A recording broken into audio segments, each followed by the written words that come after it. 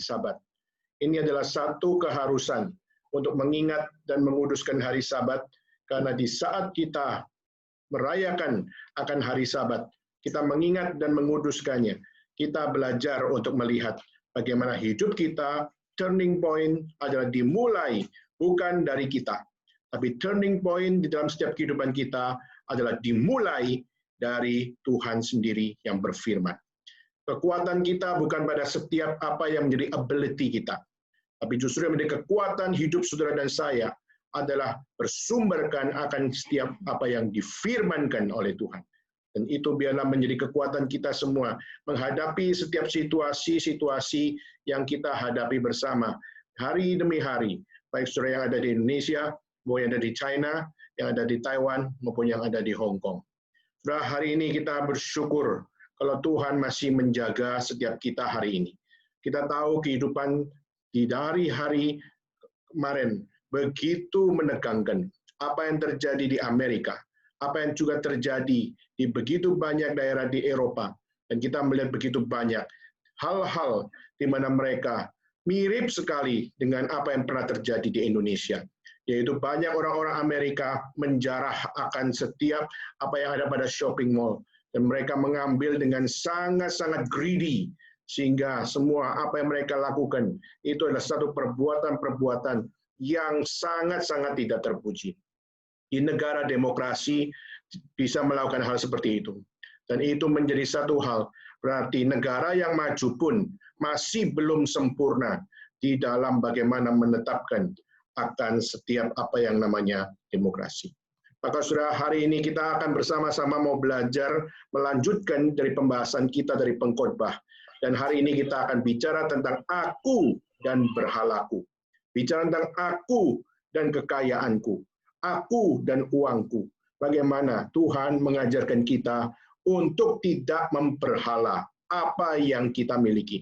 Tapi bagaimana kita tetap memiliki posisi yang benar di dalam setiap apa yang ditetapkan oleh Tuhan di dalam kitab suci.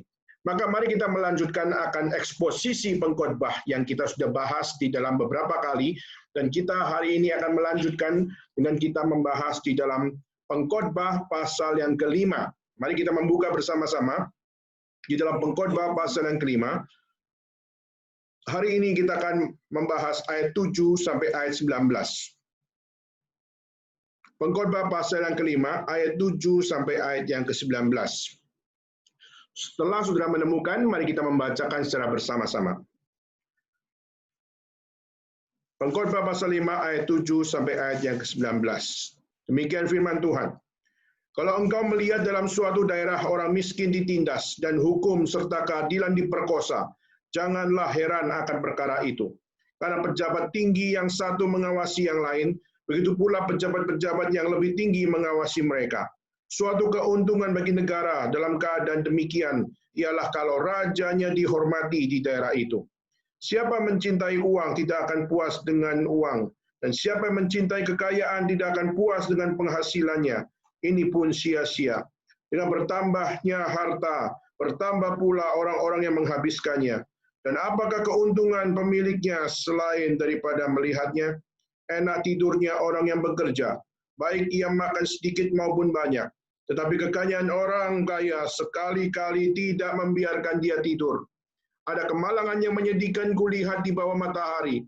Kekayaan yang disimpan oleh pemiliknya sebagai kecelakaan sendiri. Dan kekayaan itu binasa oleh kemalangan, sehingga tidak ada satu pun padanya untuk anaknya. Sebagaimanapun ia keluar dari kandungan ibunya, demikian juga ia akan pergi. Telanjang seperti dia datang, dan tak diperolehnya dari jeripayahnya suatu pun yang dapat dibawa dalam tangannya. Ini pun kemalangan yang menyedihkan. Sebagaimana ia datang, demikian pula ia akan pergi. Dan apakah keuntungan orang tadi yang telah berlelah-lelah menjarit angin? Malah sepanjang umurnya dia berada dalam kegelapan dan kesedihan, mengalami banyak kesusahan, penderitaan, dan kekesalan. Lihatlah yang kuanggap baik dan yang tepat ialah kalau orang makan, minum, dan bersenang-senang dalam segala usaha yang dilakukan dengan jeripayah di bawah matahari selama hidup yang pendek yang dikaruniakan Allah kepadanya, sebab itulah bahagianya. Setiap orang yang dikaruniai Allah kekayaan dan harta benda, dan kuasa untuk menikmatinya, untuk menerima bagiannya, dan untuk bersuka cita dalam jeripayanya. Juga itu pun karunia Allah. Tidak sering ia mengingat umurnya, karena Allah membiarkan ia sibuk dengan kesenangan hatinya. Sekian membacakan firman Tuhan. Mari kita sekali lagi turun kepala kita bersama-sama berdoa. Bapa surga, kami berterima kasih kepada Tuhan karena Engkau adalah Allah yang hidup, yang senantiasa memberikan akan guidance bagi kami. Kami adalah manusia yang terlalu lemah, yang terlalu bodoh, dan terlalu banyak melakukan kesalahan. Karena kami seringkali kurang puas dengan apa yang Tuhan firmankan, karena kami tahu semuanya itu adalah sesuatu yang sangat kurang mendarat di dalam hidup kami. Tapi kami percaya kepada Tuhan. Di saat Tuhan yang memakai para rasul dan para nabi, dan bagaimana menyaksikan bagaimana Tuhan berfirman, dan firman itu sungguh-sungguh menjadi daging. Dan firman itu sungguh-sungguh hidup, dan menyertai setiap orang-orang percaya. Kami belajar untuk mau percaya kepada setiap kebenaran firman Tuhan. Dan kami mohon bila Tuhan, Engkau sendiri yang bertahta di atas setiap firman Tuhan. Sehingga kami pada saat mendengar khotbah, kami percaya bahwa bukan hamba Tuhan yang menyampaikan firman saja, tapi Tuhan yang memakai mulutnya yang hina ini untuk menyampaikan firman Tuhan. Sehingga kami harus kembali kepada apa yang Tuhan mau kami jalankan. Jangan sampai kami serong jalan kami. Jangan sampai kami keluar dari jalur Tuhan. Tapi mohon Tuhan, bila Engkau yang berbelas kasihan kepada kami, dan bila setiap kami dipimpin oleh kebenaran-Mu, sehingga kami tahu sungguh makna hidup kami hanya tergantung kepada apa yang Tuhan sudah nyatakan. Tanpa Tuhan menyampaikan firman, maka kami tidak mungkin punya makna hidup. Mohon Tuhan berfirman, dan pakailah setiap pemberitaan firman Tuhan pada hari ini. Dan biar Tuhan yang kuduskan kami semua, baik yang ada di Indonesia, maupun yang ada di China, di Taiwan, dan Hong Kong. Dan biarlah semua dapat mendengar firman Tuhan dengan baik. Dan biarlah Tuhan, Roh-Mu yang kudus bekerja untuk membuat kami mengerti kebenaran-Mu. Terima kasih ya Tuhan, inilah doa kami. Di dalam nama Yesus Kristus, kami bersama-sama berdoa dan mengucap syukur. Amin. So sekalian, pengkhotbah adalah seorang yang memiliki begitu banyak hikmat, memiliki begitu banyak kekayaan, memiliki begitu banyak akan kelebihan yang tidak dipunyai oleh orang-orang yang ada di dalam sepanjang zaman. Kita melihat pengkhotbah adalah orang yang paling kaya di zamannya, orang yang paling pintar di zamannya, dan orang yang paling memiliki segala sesuatu pada zamannya. Maka dia sudah memiliki seluruh apa yang menjadi dambaan setiap orang. Maka pada saat kita melihat inilah yang menjadi kesaksian dari pengkhotbah. Bagaimana pengkhotbah yang dipanggil sebagai Kohelet, yang dipanggil sebagai the preacher, dan dia menyatakan akan satu, bukan sekedar philosophy of life, tapi mengajarkan akan teologi of life. Dan teologi of life yang diajarkan adalah untuk mengajarkan bagaimana kita menyembah Tuhan bukan dengan setiap apa yang kita suka, tapi bagaimana kita menyembah Tuhan dengan kita rela menjalankan setiap apa yang mungkin Tuhan firmankan dan kita belum bisa menyukai dengan penuh apa yang difirmankan oleh Tuhan. Sudah kita tahu firman Tuhan adalah kudus adanya. Pasti bertentangan dengan hidup kita semua yang sudah jatuh di dalam dosa. Maka tanpa anugerah Tuhan, firman Tuhan akan selalu bertentangan dengan kita. Tanpa anugerah Tuhan, maka setiap firman Tuhan pasti akan bertolak belakang dengan setiap keinginan saudara. Maka itulah kenapa kita perlu beribadah kepada Tuhan. Kenapa kita harus mendengar khotbah? Kenapa kita harus mendengar firman? Karena kita percaya bahwa pengkhotbah mau menunjukkan kepada saudara dan saya bahwa hidup ini adalah sia-sia. Hidup ini seperti menjaring angin, dan di bawah matahari kita tidak akan bisa melihat makna tanpa Tuhan menyatakan kebenarannya kepada kita. Maka saudara, hari ini kita mengambil tema aku dan berhalaku. Saudara, kenapa memakai tema seperti ini? Karena kita seringkali nggak tahu berhala apa yang menjadi berhala kita. Berhala apa yang menjadi akan penyembahan kita yang serong. di hadapan Tuhan. Saudara, maka di dalam pasal kelima, ayat 7 sampai ayat yang ke-19, di sini kita melihat bagaimana pengkhotbah mengeluarkan akan satu permasalahan, yaitu bagaimana manusia harus memandang kekayaan dengan benar. Saya percaya tidak ada seorang pun yang tidak mau kaya. Saya pasti meyakini bahwa semua orang pasti mau memiliki kekayaan. Karena kekayaan adalah sesuatu dambaan setiap orang. Tapi pertanyaannya, apakah kekayaan akan selalu bisa menjadi sesuatu yang baik? Maka di sini kita melihat pengkhotbah. Dia punya kekayaan. Dia adalah yang memiliki segala sesuatunya. Tetapi saudara, melalui akan kitab pengkhotbah pasal 5 ini, pengkhotbah mau mengajarkan kepada kita, hati-hati dengan kekayaanmu. Hati-hati dengan uangmu. Hati-hati dengan setiap poverty-mu. Saudara, bukan berarti kita nggak boleh punya uang, bukan berarti kita nggak boleh punya akan setiap poverty kita. Kita diperbolehkan. Tetapi permasalahannya adalah, apakah kita hidup dengan benar dengan uang kita? Apakah kita hidup dengan benar dengan poverty kita? Apakah kita hidup dengan benar dengan setiap kekayaan yang kita miliki? Saudara, uang dan kekayaan bisa tidak menjadi berhala kita. Maka saudara, mungkin kita bertanya, masa sih kekayaan kok bisa menjadi berhala? Bukankah di dalam hukum Taurat dikatakan bahwa apa? Jangan ada padamu Allah lain di hadapanku. Maka berarti itu kan seperti kita menyembah patung. Bukankah itu seperti kita memberikan persembahan kepada gunung atau kepada pohon, seperti gerakan animisme yang mengajarkan bahwa setiap alam ini ada Tuhannya masing-masing. Setiap alam ini ada dewanya masing-masing. Maka saudara, seringkali kita memandang bahwa apa? Berhala itu berwujud di dalam bentuk-bentuk seperti patung, seperti gunung, ciptaan, dan sebagainya. Tetapi saudara, di sini kita melihat justru pengkhotbah mau menunjukkan bahwa apa? Uangmu, kekayaanmu, poverty-mu, itu bisa menjadi berhalamu. Setiap kita perlu untuk menyadari bahwa setiap uang, setiap kekayaan, dan setiap apa yang sudah menjadi kelebihan di dalam hidup saudara, di mana kita berkata bahwa apa? Hidup kalau nggak ada uang nggak bisa hidup. Sudah pertanyaannya, apakah sungguh kalimat itu adalah benar? Mungkin kalau kita tanpa Tuhan, kita akan berkata bahwa apa? Kita berkata bahwa hidup itu harus cari uang. Kalau nggak cari uang, saya nggak mungkin bisa hidup. Pertanyaannya, ada nggak yang lebih tinggi daripada kalimat tersebut? Kita harus untuk melihat hal yang lebih penting, yaitu apa? Kalau hidup tidak ada Tuhan, maka hidup kita akan jadi hidup yang penuh kematian. Maka saudara, itu adalah jauh lebih tinggi daripada hidup tidak ada uang, maka saya nggak bisa hidup.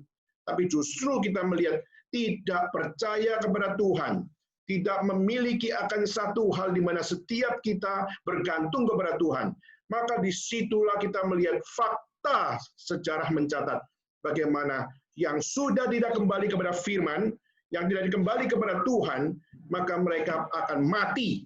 Dan itu dicatat dalam kitab Kejadian, di mana pada saat Adam berkata bahwa Tuhan, apa yang kau percayakan kepada kami? Maka Tuhan berkata bahwa apa? Kau boleh makan dari seluruh apa yang berada taman ini. Tapi, one thing yang engkau tidak boleh lakukan, yaitu jangan makan akan pohon pengetahuan baik dan jahat ini. Kalau kau makan, maka kau akan mati.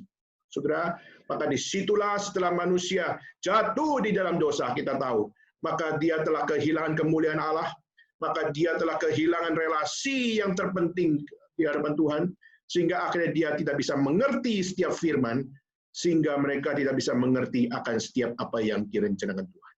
Saudara, hari ini kita melihat pengkhotbah memulai dengan satu hal, yaitu apa? Memulai dengan satu tema, yaitu kesia-siaan kekayaan. Maka ini menunjukkan bahwa apa? Kita harus waspada dengan kekayaan. Kita harus waspada dengan uang.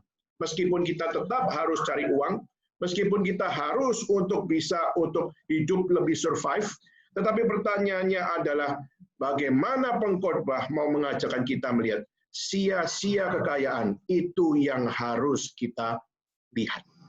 Kalau kita melihat kekayaan kita bukan sesuatu yang sia-sia, maka kita masih belum bisa mengerti apa yang dimaksud oleh pengkhotbah. Saudara, beberapa bagian dalam kitab suci, dalam 1 Yohanes pasal 5 ayat 21, dikatakan waspadalah terhadap segala sesuatu yang bisa menjadi berhala bagimu. Maka Yohanes mengatakan waspada, berarti menunjukkan bahwa we must to beware. Kita harus untuk aware, kita harus untuk memiliki akan satu kejelian melihat segala sesuatunya. Lalu Paulus di dalam 1 Korintus pasal 10 ayat 14 juga dikatakan, jauhilah dirimu. Saudara, ini menjadi sebuah kalimat warning, saudara. Yohanes mengatakan waspadalah terhadap setiap apa yang bisa menjadi berhala bagimu. Paulus dalam 1 Korintus mengatakan jauhilah dirimu, pasal 10 ayat 14 mengatakan bahwa inilah sesuatu yang harus engkau lakukan. Maka sudah mari kita harus untuk berwaspada. Mari kita harus untuk belajar menjauhi diri dari setiap godaan-godaan yang akan muncul di dalam setiap apa yang menjadi tema uang dan tema kekayaan di dalam hidup saudara dan saya. Saudara, di dalam Chinese statement, ada satu statement yang mengatakan bahwa Qin Qian Fei Wan Neng mengatakan akan satu arti, yaitu apa? Money is not everything. Emas, uang, itu bukanlah segala-galanya. Saudara, ini adalah satu tulisan Mandarin, tulisan dari Chinese yang sangat-sangat menunjukkan sebuah kebenaran. Meskipun kita tahu bahwa filsafat Chinese is not always right, tetapi justru kita melihat waktu kalimat ini berkata, Qin, emas, Qian, uang, Fei Wan Neng, itu is not everything, sudah menunjukkan bahwa apa? Hidup bukan cuma untuk cari uang. Meskipun kita tahu banyak orang Chinese, orang Tionghoa paling pintar cari uang. Tapi filsafat Chinese justru mengajarkan bahwa apa? Kau memang pintar cari uang. Kau memang punya ability untuk berbisnis, kria, dan sebagainya. Tetapi di dalam filsafat Chinese pun mengajarkan bahwa emas dan juga uang itu bukan segala-galanya. Sudah, saya kagum sekali dengan statement ini. Dan saya coba untuk mencari statement ini adalah muncul dari mana. Muncul dari raja siapa? Muncul dari filsuf siapa? Saudara, dan saya sangat untuk tergerak untuk apa? Untuk coba menggali dari manakah asal kalimat itu. Saudara, kenapa? Karena ini adalah kalimat yang cukup agung. Kita melihat apa yang ada di dalam kitab pengkhotbah. Lalu di dalam Chinese filosofi kita melihat konsep ini memiliki kemiripan. Yaitu apa? Kekayaan itu sia-sia. Dan kekayaan bukan segala-galanya.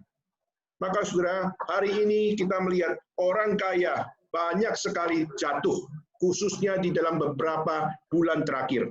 Kita melihat berapa banyak orang sekarang jual mobil karena mereka butuh uang. Berapa banyak mereka yang jual barang-barang berharga mereka karena mereka butuh uang.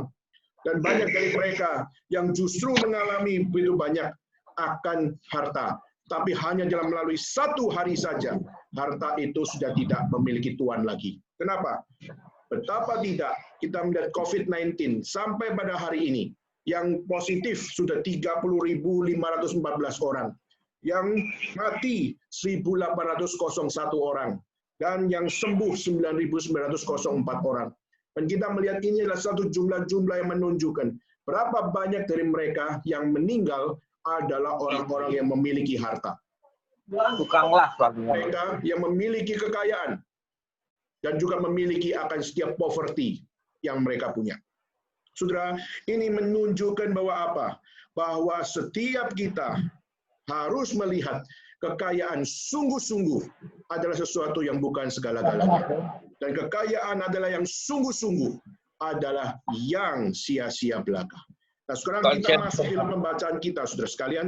Dan mari kita membaca. Kita lihat di dalam ayat 7 dan 8. Coba saudara lihat.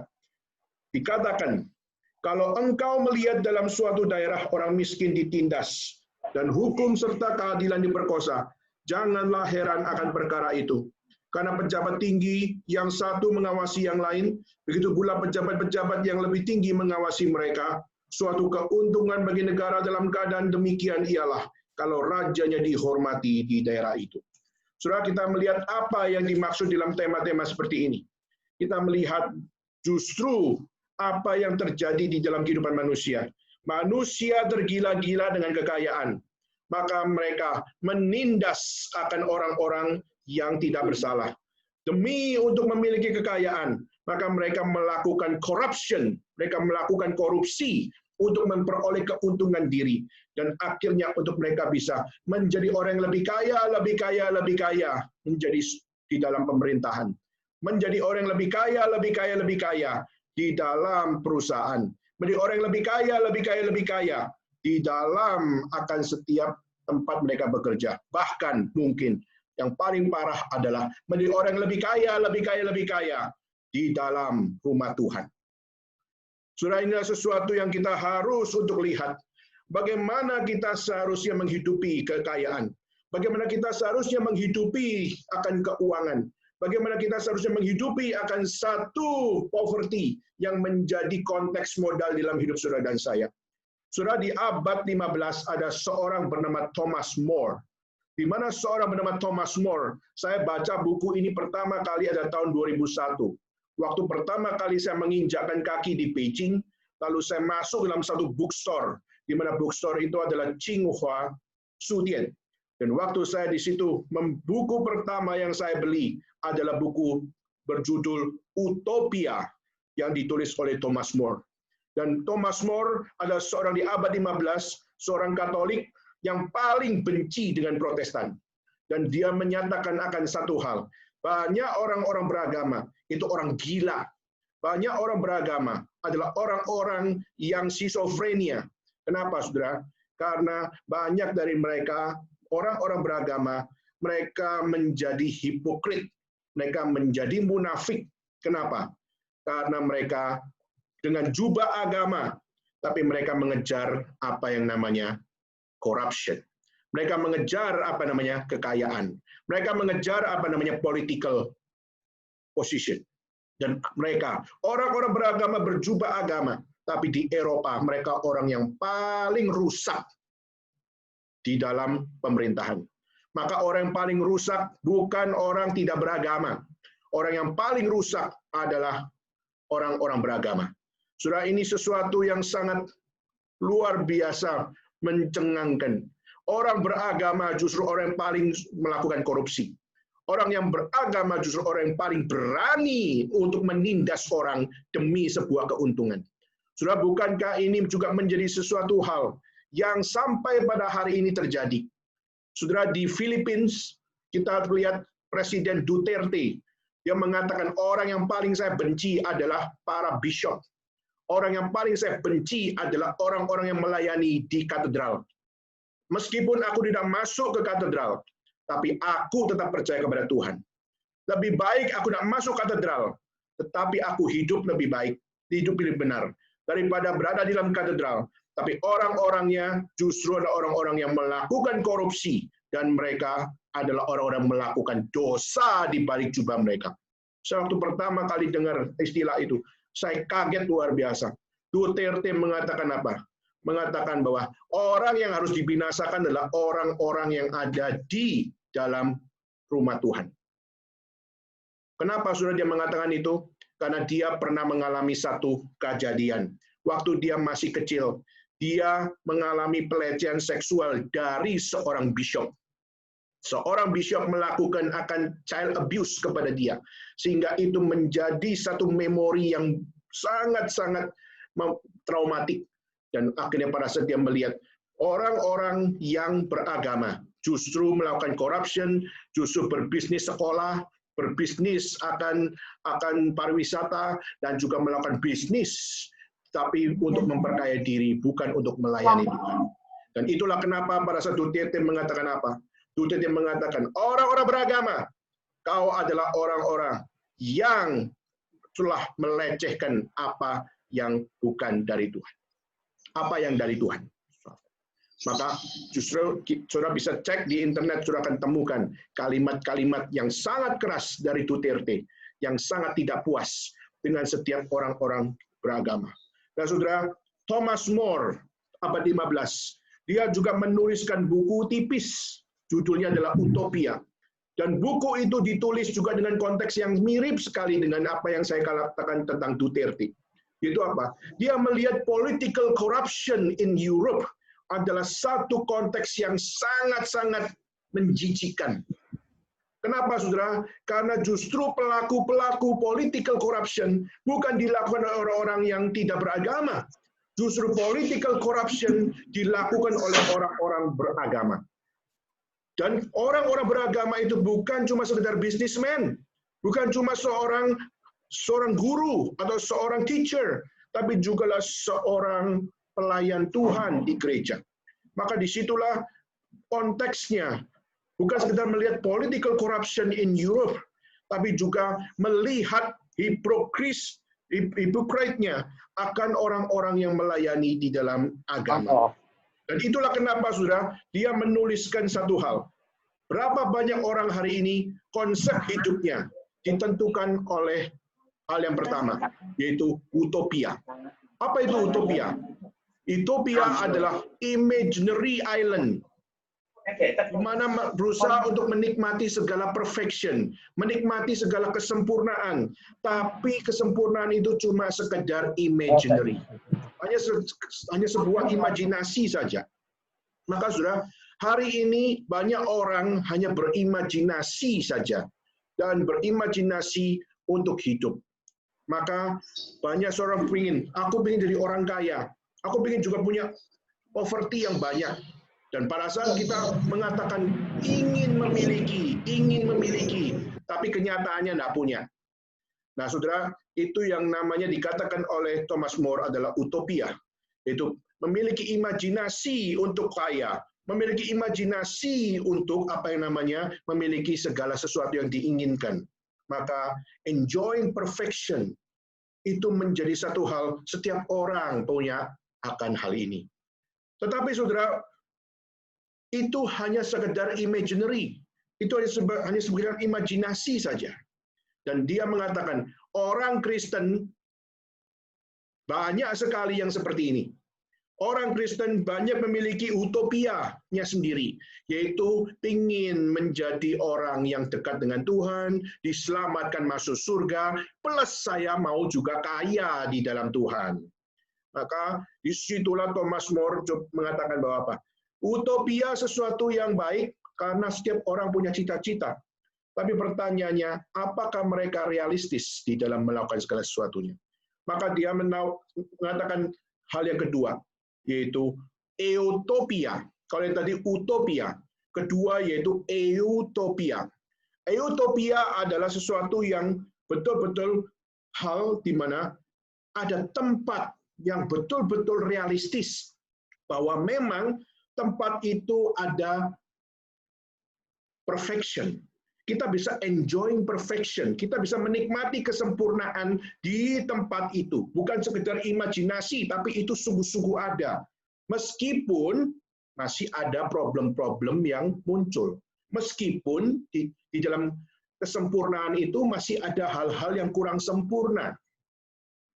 Nah, saudara, dia mengatakan itu adalah tempat yang realistis. Hari ini banyak orang utopia, hidup di dalam imajinasi, tapi nggak realistis. Tapi dia mengatakan, lebih baik menjadi orang yang eutopia, yaitu apa? Sungguh-sungguh menghidupi realistis, realita yang ada, yaitu bagaimana mengejar kesempurnaan, meskipun masih ada problem-problem yang ada di balik semuanya itu. Tetapi dia mengatakan ada satu hal yang sangat berbahaya. Utopia berimajinasi masih berimajinasi secara positif. Utopia itu sesuatu dambaan tempat yang betul-betul realistis, yang meskipun tidak sempurna, tapi kita bisa menikmati kesempurnaan di situ. Masih lebih baik. Tapi ada satu lagi namanya distopia. Dan Thomas More waktu mengatakan distopia itu apa? Distopia adalah imajinasi orang-orang, imajinasi negara, imajinasi akan masyarakat yang ingin menjadi seseorang yang memiliki segala sesuatu melalui penderitaan, melalui akan injustice, melalui akan korupsi untuk menghancurkan orang lain, dan menjadikan tempat ini menjadi tempat yang paling menakutkan, mengerikan. Saudara, bagi Thomas More, distopia adalah nightmare bagi orang-orang yang katanya adalah mau menjadi sukses, mau menjadi sempurna, mau kaya, tapi kekayaan bukan untuk sesuatu yang baik, tapi kekayaan adalah untuk menindas orang, untuk menghancurkan orang, dan untuk melenyapkan orang, demi orang itu punya posisi, demi punya kekayaan, demi punya uang, demi punya segala sesuatunya. Saudara, kenapa saya men-sharingkan 3 hal ini? Thomas More adalah seorang Katolik yang akhirnya dibunuh oleh orang Katolik sendiri. Thomas More sampai hari ini dipanggil sebagai martir dan dipanggil sebagai santo. Kenapa? Karena dia memperjuangkan akan apa yang menjadi satu hal hidup bukan untuk sekedar berimajinasi yang baik maupun berimajinasi yang jahat, tapi hidup adalah untuk melihat realita yang ada di dalam hidup. Maka saudara, dan waktu Thomas More, waktu dia dimatikan, dia mengatakan bahwa apa? Saya mati, tapi saya mati untuk memperjuangkan kebenaran. Tapi saya mati bukan cuma untuk memperjuangkan kebenaran sebagai seorang politician, tapi aku mati sebagai hamba Tuhan. Kenapa? Karena aku memperjuangkan apa yang benar di dalam hidup ini. Hidup bukan bersekedarkan imajinasi yang baik maupun yang jahat, tapi hidup adalah untuk peduli dengan apa yang menjadi realita yang ada. Saudara, kita boleh banyak hal nggak setuju dengan Thomas More, tapi saudara, Thomas More justru mau mengajarkan kepada kita di mana hari ini kita hidup, bagaimana hari ini kita hidup, dan kesaksian apa, kesaksian hidup apa yang kita hidupi di dalam zaman ini. Saudara, hari ini mungkin saudara hidup sebagai seorang yang berutopia, yaitu apa? Saudara mau menjadi orang memiliki segala kekayaan, kita mau menjadi milioner, kita menjadi triliuner, kita mau menjadi orang yang sangat berhasil, saudara. Tapi kita tidak mau berjuang. Tapi kita tidak mau belajar. Kita cuma mau dapat akan semuanya itu tanpa kita meniti sebuah hal di mana pembelajaran dan perjuangan tiap hari. Saudara, itu adalah utopia yang tidak mendidik. Dan juga distopia justru menunjukkan betapa orang jahat juga punya ambisi. Orang jahat juga punya imajinasi. Dan kita melihat Hitler, kita melihat seperti Stalin, kita melihat seperti orang-orang komunis di dalam sejarah, di mana mereka bisa bunuh jutaan orang. Di China kita melihat Mao Zedong bunuh jutaan orang untuk mewujudkan akan negara komunis. Saudara, ini menunjukkan satu realita bahwa apa? Distopia muncul. Kenapa? Karena semua orang greedy, ingin memiliki kekayaan, ingin memiliki posisi dan sebagainya. Saudara, pengkhotbah sudah mencatat sebelumnya. Kalau engkau melihat suatu daerah orang miskin ditindas dan hukum dan keadilan diperkosa, ini adalah satu apa yang dikatakan distopia, kalau pakai vocabulary dari Thomas More. Ini adalah distopia. Orang yang miskin, sudah miskin, ditindas lagi. Sudah hukumnya rusak, diperkosa lagi. Saudara, ini satu kalimat-kalimat yang mungkin kita melihat ini kalimat yang sangat negatif. Tetapi kita melihat itulah keadaan. Itulah menjadi satu keadaan di mana orang-orang yang greedy, orang-orang yang tidak puas dengan kekayaan. Mereka ingin lebih kaya, lebih kaya, lebih kaya. Mereka punya potensi untuk menindas orang yang paling miskin. Mereka punya potensi untuk menghancurkan akan orang lain dan sebagainya. Maka saudara, hari ini inilah yang menjadi kondisi. Distopia adalah satu fakta bagaimana banyak orang jahat melakukan segala sesuatunya hanya demi uang. Distopia adalah imajinasi yang sangat negatif. Dan itu bisa menjadi sebuah semangat bagi orang-orang yang greedy, sehingga apa? Segala sesuatunya adalah tidak memiliki akan keseimbangan. Tapi segala sesuatunya adalah dengan hal yang tidak beres. Maka saudara, mari kita coba untuk melihat. Kalau pengkhotbah saja masih bisa memberikan peringatan seperti ini, berarti orang di zamannya pengkhotbah sudah ada orang yang seperti ini. Berarti di zamannya pengkhotbah, distopia sudah terjadi. Bahkan di zamannya akan pengkhotbah, justru kegilaan orang-orang mengejar kekayaan dengan tidak wajar dan sebagainya sudah terjadi. Maka hari ini saya mau men-sharingkan akan 7 poin, saudara. Bagaimana kita memandang Tuhan dan uang. Bagaimana kita memandang Tuhan dan setiap harta. Dan gimana kita sebagai orang percaya, kita tidak memberhalakan akan setiap uang kita. Kita bukan jadi pemberhala bagi keuangan maupun juga harta kita. Maka saya mengajak saudara untuk kita belajar apa yang bisa kita pelajari dari kitab pengkhotbah ini tentang uang dan tentang Tuhan. Saudara, maka hal yang pertama yang kita bisa pelajari, kita bisa lihat di ayat yang ke-9. Siapa mencintai uang tidak akan puas dengan uang, dan siapa mencintai kekayaan tidak akan puas dengan penghasilannya. Ini pun sia-sia. The more money I have, the more money I want. Kenapa? Because we are never satisfied on money. Seringkali kita adalah orang yang sudah memiliki uang, tapi faktanya kita adalah orang yang selalu menginginkan uang itu terus. Sudah. Sehingga akhirnya apa? Jiwa kita adalah jiwa yang never satisfied with the money. Akhirnya kita menjadi orang yang terus-menerus menjadi tergila-gila mengejar uang. Maka saudara, seorang miliarder namanya John Rockefeller, yang sekarang terkenal dengan gedungnya Rockefeller yang ada di New York. Sudah waktu dia ditanya, uangmu sudah sangat banyak. Menurutmu cukup tidak uang kamu itu?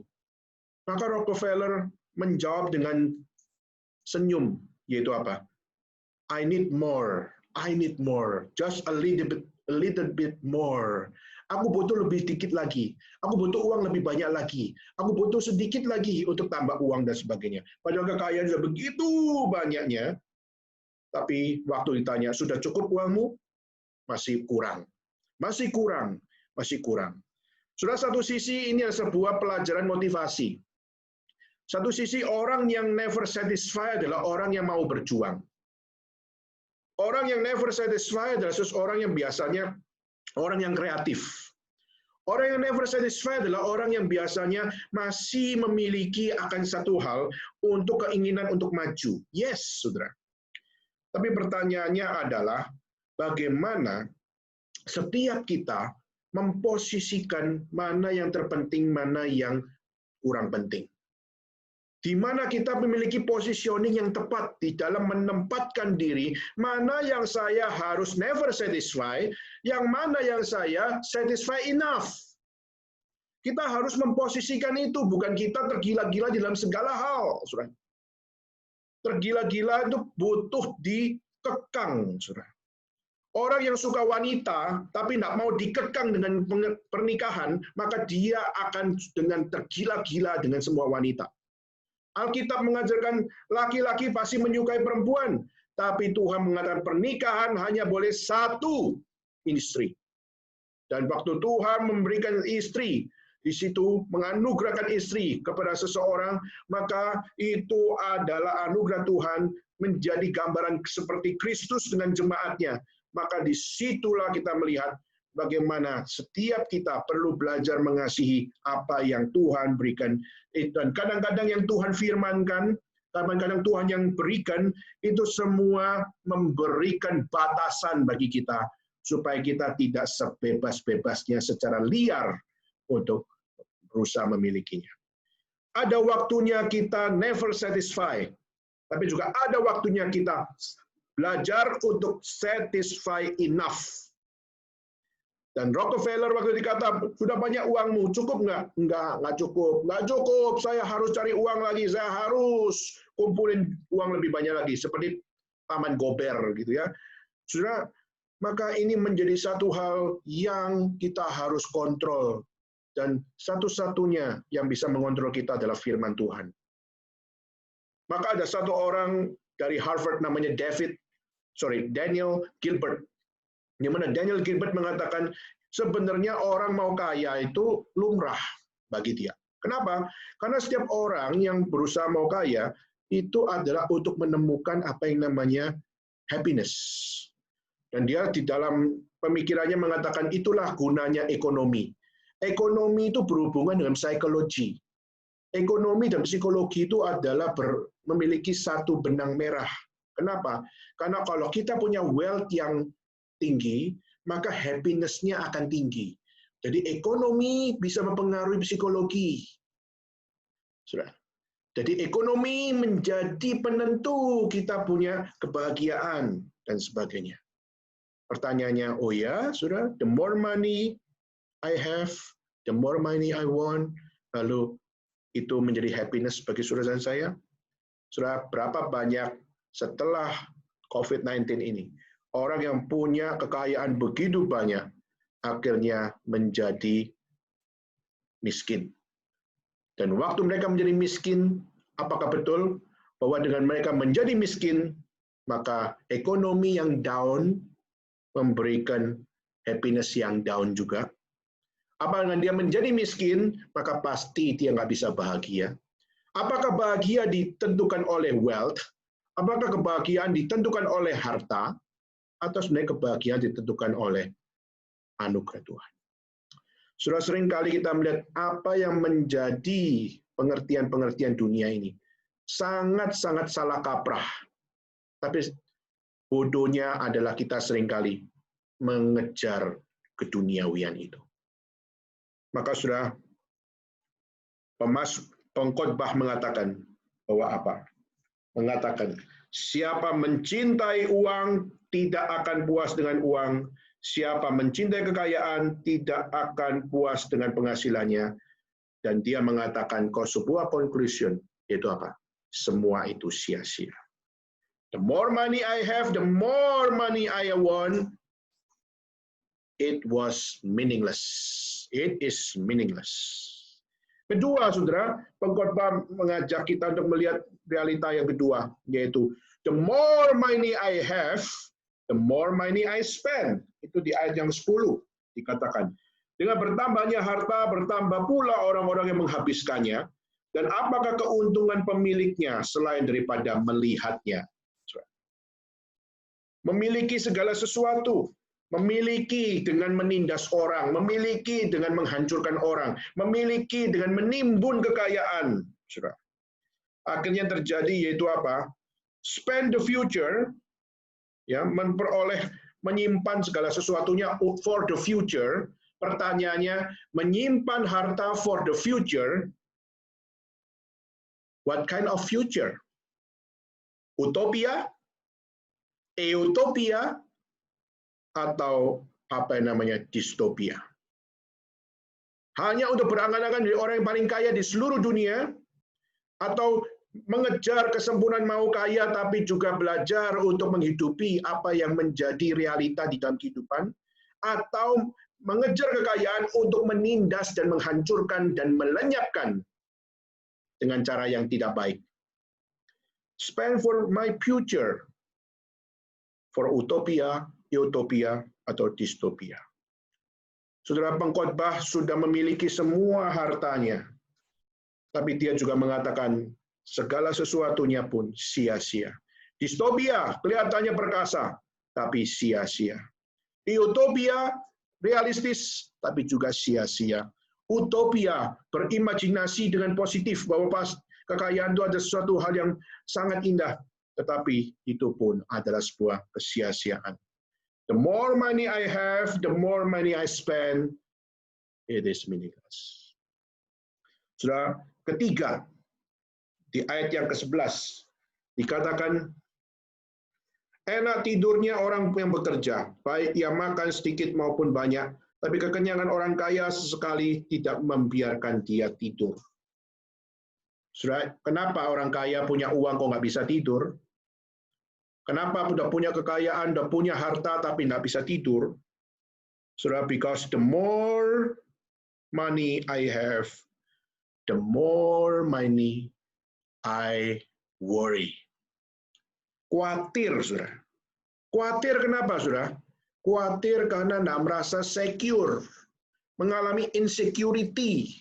Yaitu apa? Yaitu kekayaan satu sisi memberikan posisi bagi saya, memberikan kesukacita bagi saya, memberikan happiness kepada saya, tapi kekayaan tidak memberikan security kepada saya. Kenapa?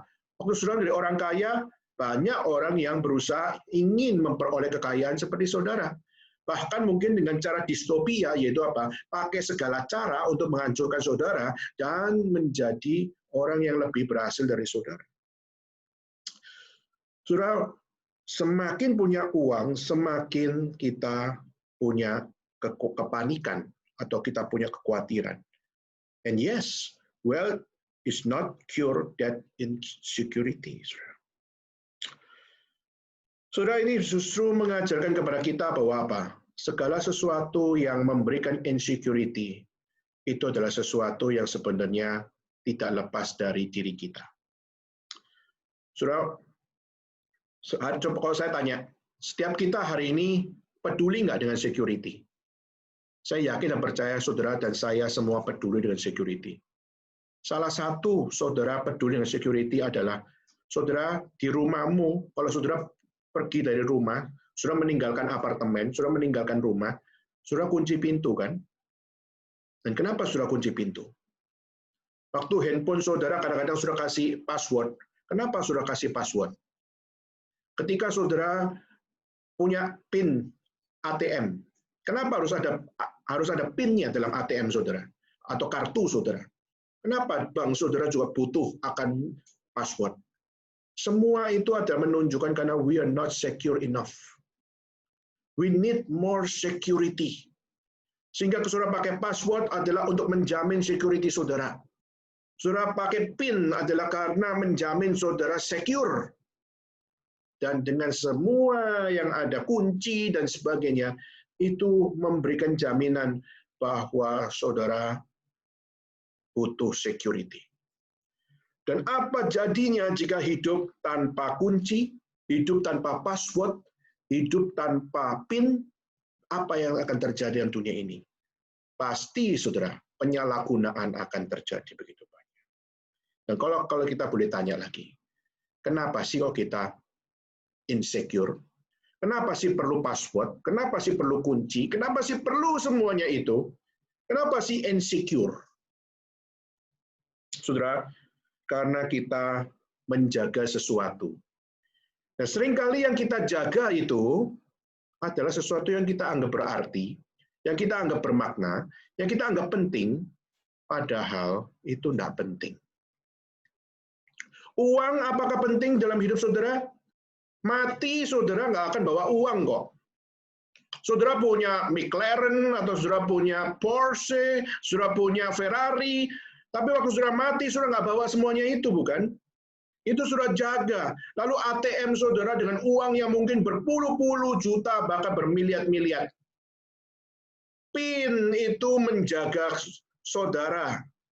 Tapi saudara, itu bukan forever happens. Itu bukan sesuatu yang eternal. Itu enggak yang seharusnya saudara jaga dengan terus-menerus. Kenapa, saudara? Karena itu pun sia-sia. Jadi, saudara, the more money I have, the more I worry, insecure. Ya.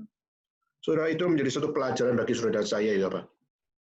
Saudara, jangan mengabsolutkan apa yang saudara jaga hari ini. Saudara mau kaya, yes, boleh, saudara. Saudara mau punya uang, yes, saudara boleh.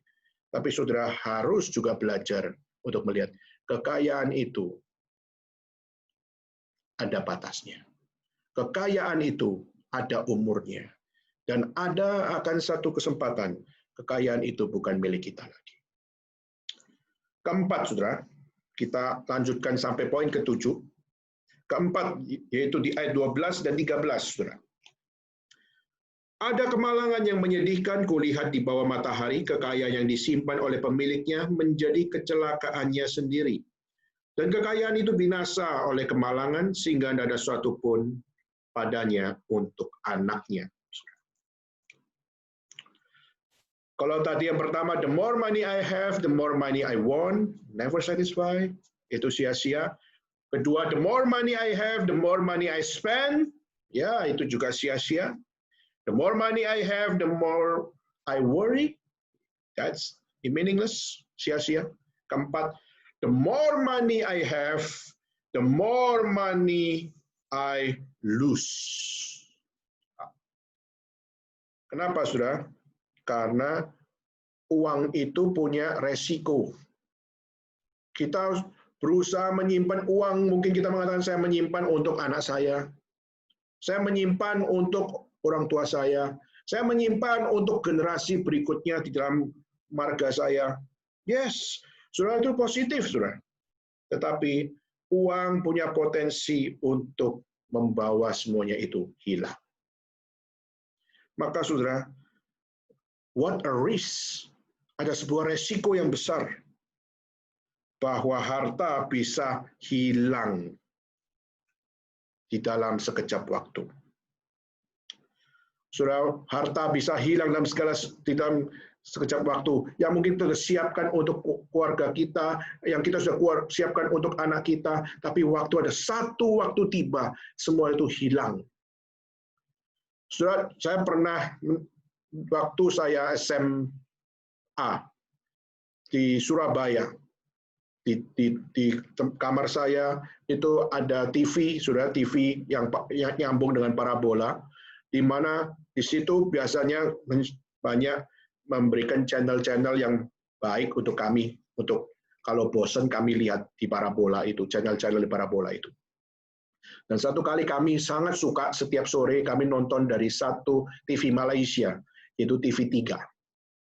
Dan di TV3 itu kami banyak sekali nonton film Mandarin, saudara. Dan salah satunya cerita dari akan film Mandarin itu, saya masih ingat sampai sekarang, yaitu bagaimana satu orang yang kaya, satu keluarga yang kaya, tapi karena kakak dan adik ini saling berebut posisi, saling berebut kekayaan, akhirnya dia hancurkan akan keluarga adiknya sendiri.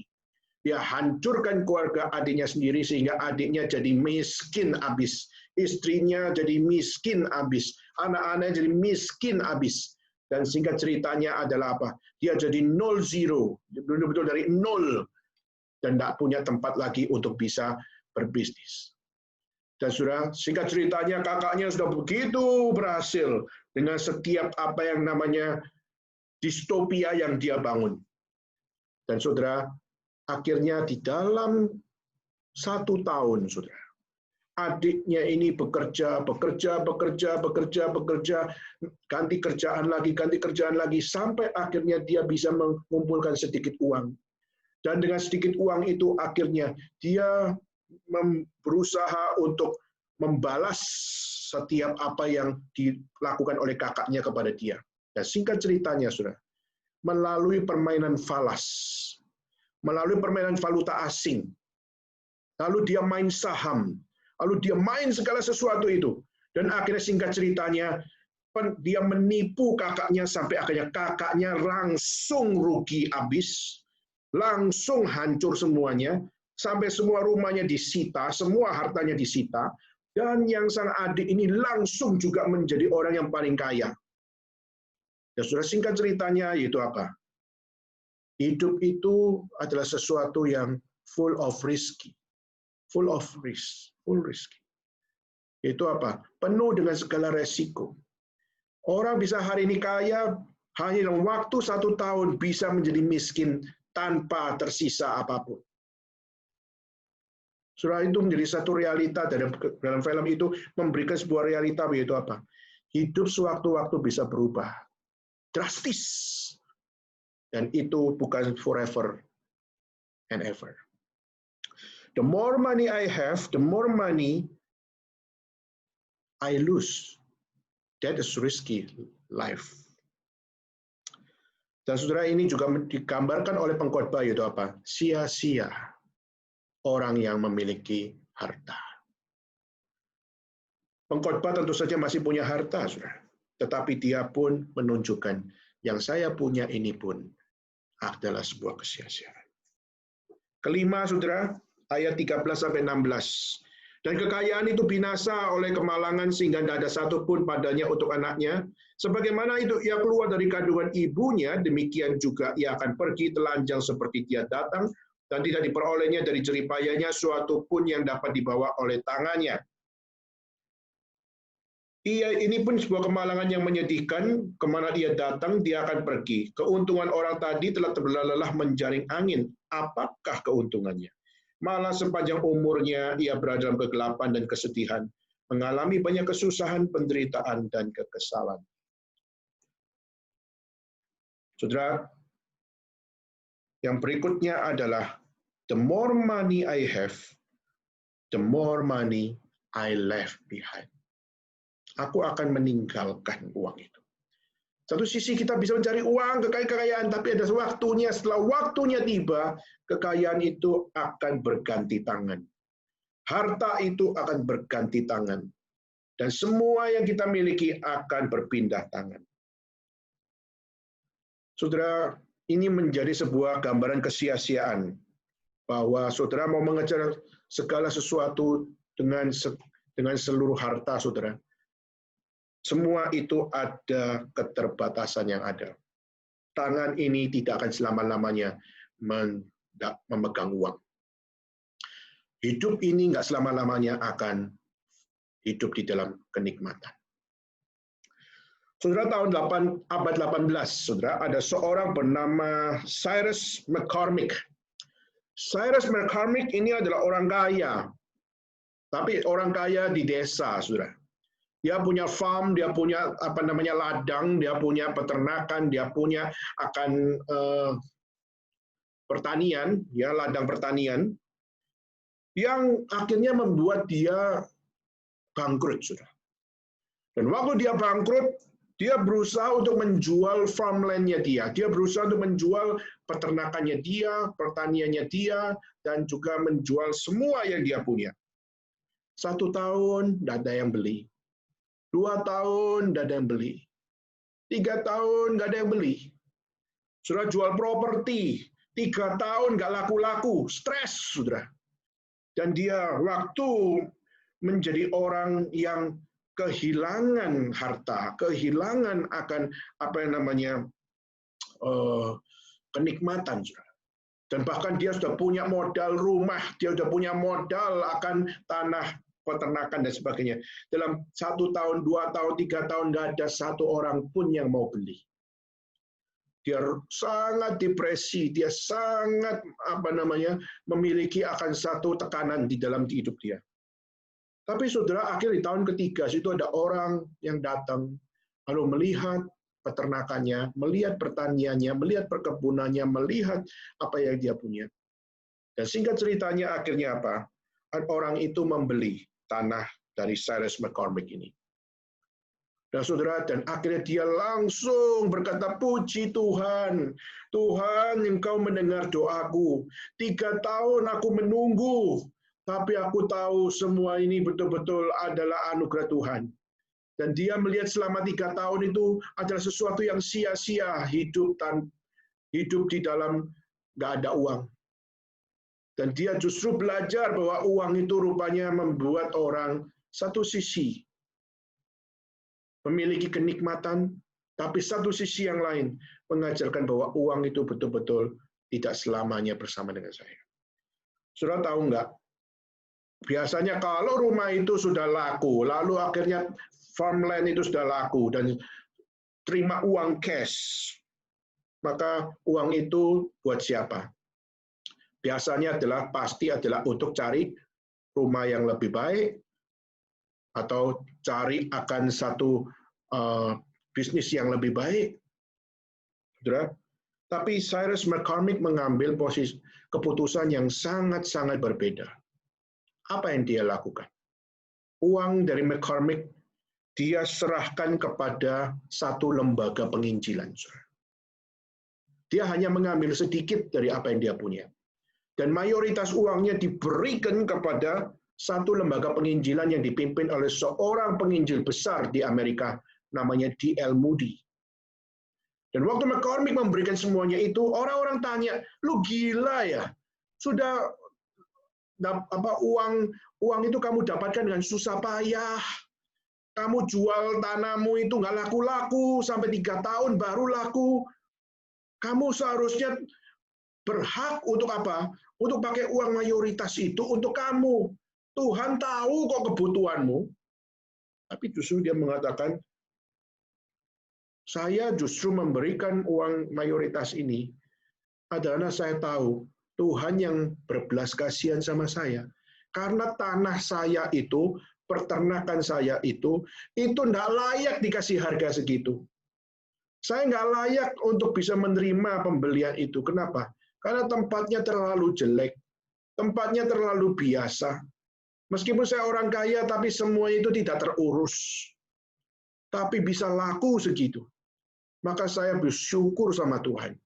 Dan akhirnya dia memberikan mayoritas uangnya adalah untuk penginjilan. Dan dia hanya ambil sedikit untuk dia hidup. Saudara, mungkin banyak orang bilang, gila lu McCormick. Tetapi justru dia mengatakan, I do the right thing. I did the right thing. Itu apa? Money is not forever happens. Maka waktu aku memberikan uangku, itu adalah sepatutnya bagi Tuhan. Karena Dia adalah Tuhan yang utama yang sudah berbelas kasihan kepada saya. Maka aku dengan rela belajar mengutamakan Tuhan.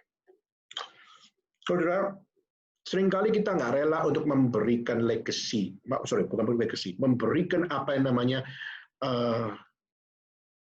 uang kita kepada orang lain. Seringkali kita lebih suka menyimpan. Tapi kita kurang punya kerelaan untuk membuka simpanan itu bagi orang lain. Di luar sana banyak sekali orang-orang yang kesusahan. Saudara tahu nggak, kok melalui COVID-19 ini, jiwa sosial orang mulai digugah. Berapa banyak orang yang akhirnya pergi bawa makanan, bagi-bagi di pinggir jalan. Saudara, banyak yang bagi-bagi di warung-warung, banyak yang bagi-bagi di ojek online, ada yang bagi-bagi sampai ke kampung-kampung kecil, padahal dulu tidak pernah. Tapi kenapa mereka mulai bisa melakukan hal itu? Karena melalui COVID-19, mereka satu sisi diajarkan bahwa apa? Kekayaan bukan segala-galanya, dan kekayaan bukan milikmu sendiri. You must learn how to give to others. Saudara, ini adalah satu pelajaran dari siapa yang namanya pengkhotbah. Dan masih ada 2 poin terakhir sebelum kita tutup bersama. Yaitu di dalam ayat yang kita lihat di dalam ayat 17. Ayat 17 dikatakan, lihatlah yang kuanggap baik dan tepat ialah kalau orang makan, minum, dan bersenang-senang dalam segala usaha yang dilakukan oleh jeripayah di bawah matahari selama hidup yang pendek yang dikaruniakan Allah kepadanya, sebab itulah bagiannya.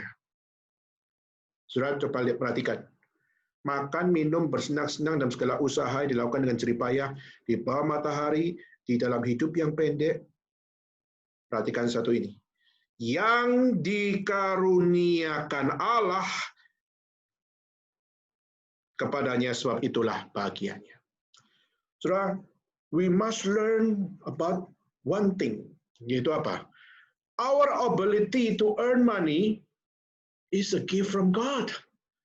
Saudara, kita bisa cuancian, kita bisa kerja, kita bisa untuk menghasilkan uang, kita bahkan bisa menabung, kita bahkan bisa melakukan segala sesuatunya. That is a gift from God. Saudara. Tuhan memberikan pekerjaan kepada manusia adalah untuk kita belajar melihat bagaimana pekerjaan itu adalah anugerah Tuhan. Waktu Adam dan Hawa diciptakan, nggak tahu ngerjain apa, Tuhan berkata, kamu, Adam, bekerjalah dengan apa? Kau jaga taman ini. Lalu engkau juga diberikan satu hal, yaitu apa? jaga dan usahakan taman ini. Itu adalah pekerjaan, saudara. Tuhan memberikan work kepada Adam.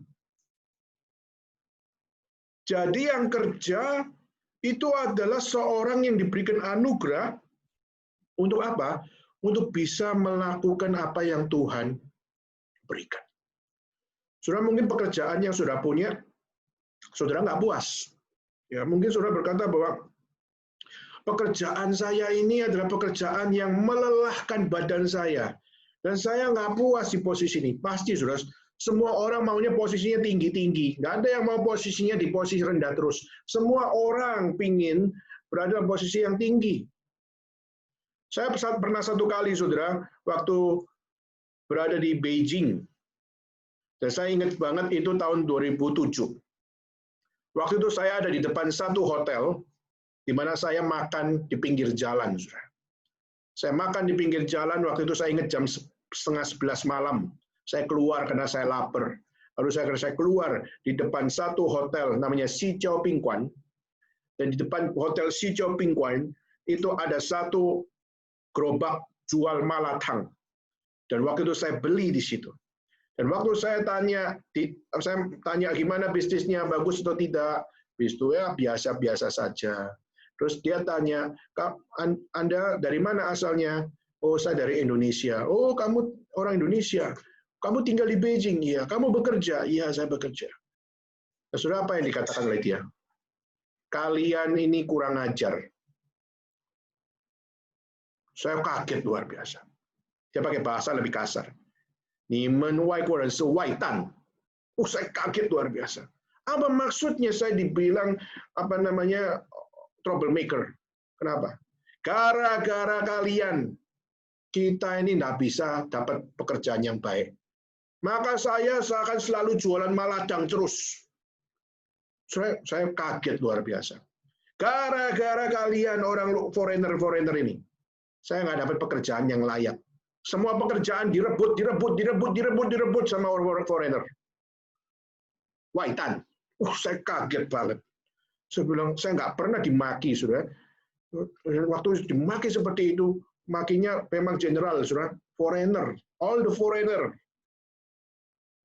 Tapi akhirnya saya mencoba untuk bertanya, kenapa kamu begitu marah? Kenapa kamu sampai begitu tidak puas? Dan sebagainya. Dia mengatakan, saya kerja setengah mati. Nggak ada orang yang menghargai. Kelihatan ada orang bule, sudah langsung mereka merasa bahwa ini kelebihan. Bisa melihat ada orang dari luar negeri, wah ini sebuah kelebihan. Akhirnya orang domestik, orang biasa, itu akhirnya menjadi orang yang second class. Sudah waktu itu saya menyadari bahwa apa? Menyadari bahwa, bagi mereka life is unfair. Tapi saya mengatakan satu hal. Nisin busin sangti, kau percaya sama Tuhan. Dia mengatakan, Sin, saya tanya, siapa yang kamu percaya? Semuanya. Dia bilang, 我是基督徒，我是卫教徒，我是Muhammad, saya semuanya. Sudah. Bagi saya jawaban itu tidak serius banget. Kenapa, saudara? Karena saudara, kalau kamu percaya pada Tuhan, seharusnya kau tahu bahwa setiap detik hidupmu itu adalah karena ada pertolongan Tuhan. Hari ini mungkin engkau jual maladang, kau sangat merasa tidak puas. Tapi tahu nggak, saudara, ada orang yang sangat suka jualan maladang. Saya pernah makan juga maladang di Harbin. Waktu saya pimpin Natal di Harbin, saya cari maladang yang asli dari Harbin. Nah, akhirnya saya cari, ketemu, sudah di satu gang, saya temukan itu. Dan dia bilang, saya suka maladang, maka saya jualan maladang. Dia ketawa-ketawa bilang, banyak orang beli maladang, saya suka. Dan rupanya dia adalah orang yang justru mengatakan bahwa apa? Saya suka maladang, waktu saya jual maladang, orang suka beli maladang, so dia mengatakan, what a happy life. Simple life. Saudara, kadang-kadang segala sesuatu kenapa menjadi runyam? Seringkali karena kita sendiri yang greedy. Seringkali hidup kita, kenapa kita nggak bisa memaknai dengan penuh happiness, adalah karena kita sendiri yang merusak definisi yang seharusnya itu menjadi satu definisi yang simple.